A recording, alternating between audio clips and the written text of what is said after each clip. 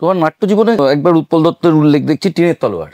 হ্যাঁ, হ্যাঁ, আমি উৎপল দত্তের অনেক নাটক করেছি, তাই? তার আগেও হ্যাঁ, সন্ন্যাসী তরবারি করেছি, রাইফেল করেছি।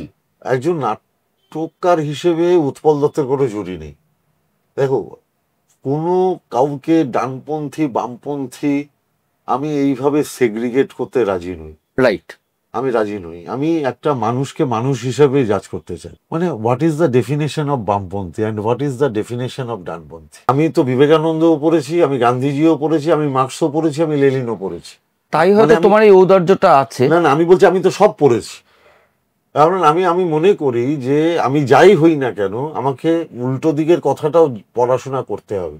আমি জ্যোতিবাবুর বক্তৃতামালা পুরোটা পড়া, আমার জন্মদিনে উপহার দিয়েছিলেন, আমি পুরোটা পড়ে তার সাথে সেটা নিয়ে ডিসকাস করেছি। আপনি তো না পড়লে আপনি সমৃদ্ধ হবেন কি করে? বামপন্থী হলেই ভালো, ডানপন্থী হলেই একটু কম শিক্ষিত, একটু অশিক্ষিত, আমি এই ধারণা মনের ভিতর পোষণ করি না।